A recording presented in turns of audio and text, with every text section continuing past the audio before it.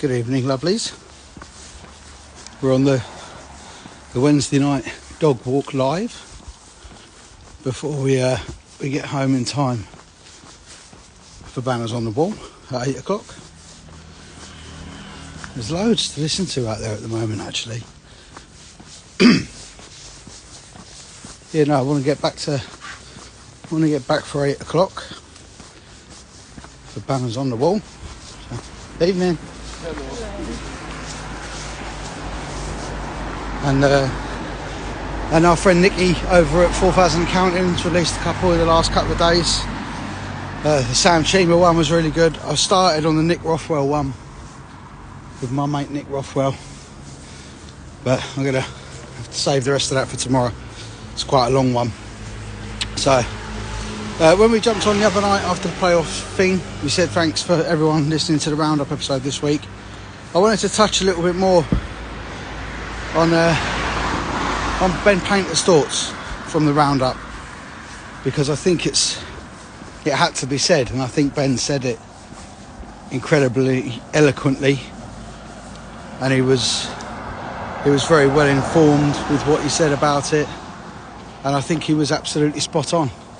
And we've all been guilty of it, and I've seen, some posts online talking about that, Ben's probably guilty of it, but there's a massive difference. Hello, Cam. Hope you're well too, mate. There's a massive difference between, an experienced player having a passionate conversation with an official on the ice about what's happening, and a fan or a parent or anything like that actually, making an online abusive comment. There's a massive difference.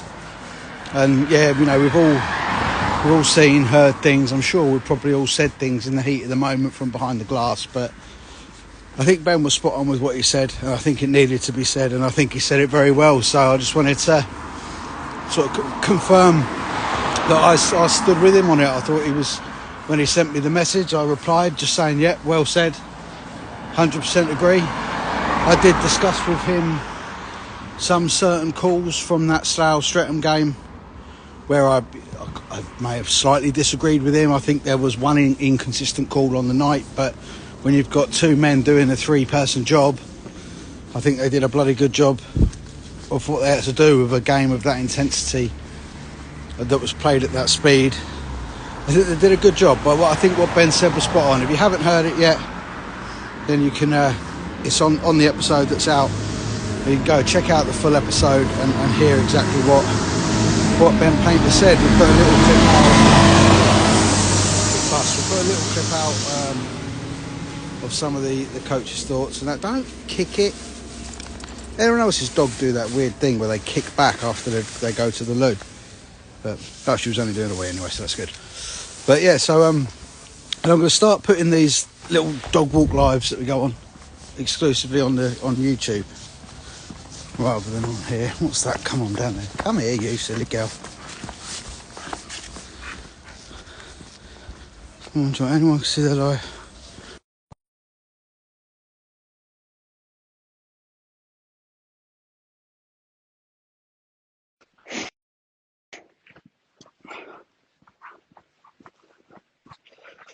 Not sure if that's working or not. No, it is. It is. Dan, hello, mate. Sorry, mate. Is that right? Hello, mate. You all right? Yeah, just at the riverside. Oh, right. What are you doing up there? I'm just skating with my daughter. Oh, excellent stuff. Excellent stuff. You're not sticking around for a rec session? No, sadly not. Sadly not. Just wanted to say hi. Sorry? No, I was going to ask, this weekend, are you doing both games? Yeah, absolutely. Yeah, so you're going to be in Romford on Saturday night? Indeed, yeah, absolutely. And As will I be. You're doing the oh, hello? Yeah. Sorry, my phone keeps cutting out. Yeah, the signal there's not great. Yeah, no, we'll be doing both. And then we've just booked our hotel for April as well. Yeah, I see quite a few people actually getting ahead of the curve, booking their hotels for Sheffield. Absolutely. Yeah, I've got a couple of little things in the pipeline. I've got family in Birmingham, so I might stay there and take the hour-long drive from there. But obviously, I'm then waiting to hear whether I'll be working for England Ice Hockey that weekend or just going as a fan. So hopefully the former. Brilliant. Oh, it was brilliant when you were doing all the comms last week, so I'm sure you'll get it. Were you on the stream for the Yeah. MK Thunder game, were you? Absolutely, yeah. Oh, excellent. Yeah, it's MK Thunder's stream quality is superb. I think the camera work and the production and everything is brilliant, but they never normally have a commentator. So it was nice to jump on there and put a little voice to it. And as I said to some people, if it makes it easier to watch, then brilliant. But if people are fed up on my voice, they could just mute it. Brilliant. But no, it's brilliant. Right, I'm going to have to go because I've got to do some skating, but it was nice to catch up, mate. Yeah, cheers, Dan. You go smash it. Nice one. Cheers, mate. All the best. Ta-ra, mate. Oh, he dropped off there, will he? That's Dan. Dan's a Chelmsford fan. I see Dan and his wife and their family. They all come and watch Chelmsford together, which is always good to see that it's a big family thing there. And a real random one, actually. I think that Dan's wife used to work with my mum, which is a bit random. So that's oh, there we go. Look, we can take Dan off because Dan's skating at the Riverside, so Dan's gonna still City Showdown. Anthony Russell, when you want playoffs to sound like a wrestling pay-per-view? Yeah, to be fair, I think they've just run with it, haven't they? I mean, Sheffield is the Steel City. It's quite famous for its boxing, especially with that terminology. There's a couple of very famous gyms in Sheffield for boxing. Look, it's a great arena.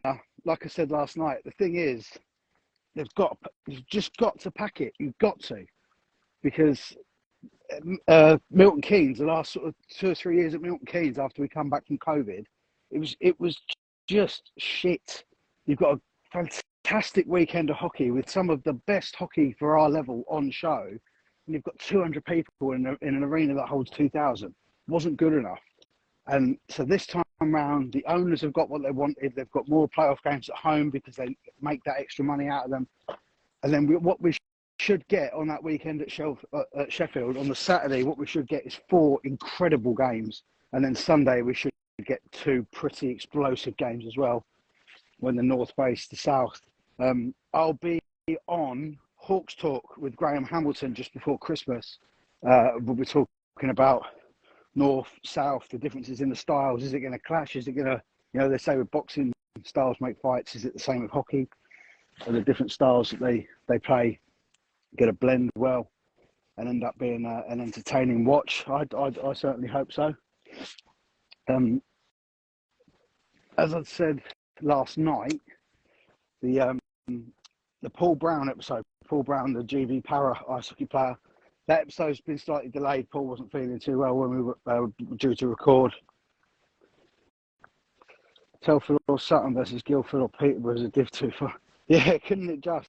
I mean, I was actually thinking earlier as I was driving around there, like the possible sort of nuances, the different situations, what you could end up with. You could possibly end up with like a Stratton Chelmsford final at Sheffield, and then a Billingham Blackburn final, followed by Chelmsford Blackburn or something. It's incredible. So many options. And as I saw, a few people were a little bit confused by it, that the announcement yesterday for the ice at Bauer Ice Arena in Sheffield, that is just playoffs. That's just post-season playoffs. The league national final will still take place over the national playoff final weekend at Coventry. So that's where you get your Morley winner against your Britain Division winner. That game will still take place at Coventry. What's going on at Sheffield is just playoffs. It's just the post-season playoffs. So I did see a few people were getting a little bit confused on that one. So with stuff coming up then over the next few weeks, obviously we still will have the Paul Brown interview coming up at some point, Paul Brown chat rather, coming up at some point, where we're going to talk all things para hockey. Sean Reynolds from Milton Keynes Thunder is coming up in a couple of weeks. Wayne from Slough Jets, he's the equipment manager and bench manager. Wayne's going to be coming on telling us all about equipment, safety, the bedlam of the bench. And we're going to start discussing some things that we're going to be doing next year as we celebrate the Slough Jets' 40th anniversary. They've put some highlights out today, actually. I'm not too sure if they're going to be made public. I know they're on their supporters page of that game the other night. I tell you, I tried so many little slow captures trying to get that winning goal just to see if it was offside, because I think it's very, very tight. But I don't know if any of you see it. Have you seen it? It's tight. But yeah, it's definitely worth a look. I think some people said it might have hit the scoreboard as it went up. I don't think that was the case. I was stood at one end, and I think Brandon Miles stood on the puck and slipped, and Warman lobbed it up. I think it went between the scoreboards and came down.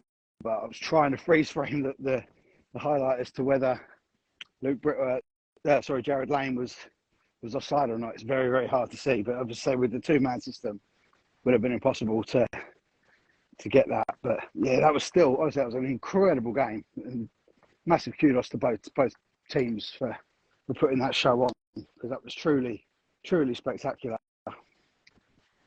But we're going through what we've got coming up then. Paul Brown, para hockey player, that's coming up in the next week or so. Sean Reynolds from MK Thunder, that's coming up. Wayne Box from Slough Jets, that's coming up. Alden Barnes Garner, that's coming up. Trying to log up a couple of more things going into next year, into January. Sam Cheever will be coming back on again. Sam's recently been on with Watty at 4,000 Counting. We're going to talk to teams specifically about some players from this country that are playing in America, and vice versa, players that have played in America that are now playing here. So we're going to be speaking to teams in January about that. There's a few other things. I'm hoping at some point really soon to get myself down to the Ozone, and we'll go down there and we'll have a little chat with Danny on the ice about everything that's going on there. I know there was quite a big announcement put out yesterday regarding 3-on-3 hockey being played internationally. So we'll hopefully at some point we'll get down to the Ozone and we'll talk to Danny about that. But so yeah, that's what's coming up on the podcast. Coming up for myself personally, obviously this Saturday I'm going to be at the Sapphire and I'm going to be on the commentary with Josh Pavitt for Romford Buccaneers against Chelmsford Chieftains. So if you cannot get yourself to the Sapphire on Saturday, although I highly recommend that you do, it's a fantastic rink, great facility with good parking, easy to get to. If you can't get there, get the live stream, because again, that's great quality, and I'll be joining Josh on the comms. Not entirely sure yet. I don't know if Josh is on here, whether Josh can stall about it, whether I'll do play-by-play or analysis. I haven't quite figured it out yet. I'm sure we'll figure it out on the night, but that, considering the form both them teams are in, I think that's going to be an incredible game. So, if anyone's got any thoughts on that game, actually, chuck them in there, because the way Romford are playing, I think Chelmsford will have to work incredibly hard on Saturday night, and I'm very much looking forward to seeing it. Hopefully got a few back as well, because I've been missing a few over the last few weeks. So it will definitely be good to see those back that have been missing. But I'm really looking forward to being on the comms for it on Saturday night. Like I said, one of my favourite rinks. Yeah, Anthony Max Van Mullen, I'm sure, will be playing in that game.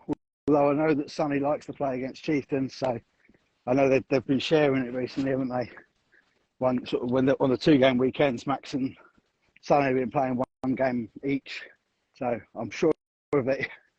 Depending on how they work it, I'm sure Sonny would like to play against the Chieftains. I think Max Van Mullen got man of the match on Saturday for their win over the Invicta Dynamos, which is really good for him. He's been lighting it up in that division so far. And but there was a lot of good goaltending performances this weekend just gone. Not only Max Van Mullen, but Caleb Sheehan, MK Thunder. I said last night when we were on live, and Cliff said in his coach's thoughts, Caleb Sheehan was absolutely spectacular on Sunday night. He got pulled after the second, because as Cliff said, I would imagine he was just knackered, because it was almost a shooting gallery really for 2 periods. But I think it ended up being 8 goals that he conceded off of about 60 odd shots. So he was absolutely sensational. But it's so good to see these young British netminders getting a chance and sort of putting their skills to the test at this level. So Yeah, so one quick run through them before we jump off because I'm nearly back home now. So coming up, Paul Brown, Para Ice Hockey player. Oh, good. Look at this. Anthony Russell, Josh Fernandez, Sun 2, placed 86 shots on Sunday. That's Cardiff Canucks conceded 7. Wow. That's it. Well, in that little rink as well, it's easily done, isn't it? That many shots. But the Canucks have started quite well, haven't they, in IHL 2? They're great on the socials as well. Really, really good to see all the stuff they put out on the socials. But look at the time. I've got to make sure I get back in time to put the wife's dinner on. Because she's just in the gym, where we'd normally walk up here to meet her, but she's in the car because it's been a bit rainy. So, yeah, a final run through of what's coming up then before we nip off. Paul Brown, GB Para Ice Hockey player, that's coming in the next week or so. Sean Reynolds of the Coronado Research MK Thunder, that's coming up next week. Then we've got Wayne Box from the Slough Jets, he's their bench manager and equipment manager. And then we've got Holden Barnes-Garner, we're just trying to get a date nailed down for that one. And then looking into next year, Sam Chima's going to come back on and we're going to specifically discuss British players that are playing in America and vice versa, American players that are playing over here. He was on with Watty on 4,000 and Counting. Really, really interesting chat. Always love listening to what Chima's got to say about coaching. And again, another one that Watty's put out recently was with our friend Nick Rothwell. So I've been listening into that as well. And then, because I produced the Stick Together podcast for Nick as part of the UK Stick Together tribe. If you have played or do play ice hockey in this country, go and join the Stick Together tribe on Facebook, and we make exclusive podcast content for you, exclusive interviews with ice hockey players that have played in this country, all hosted by Nick, and I produce it, and we get it out on YouTube. It's all private, it's for the group only, so everyone opens up, and it really is quite incredible stuff.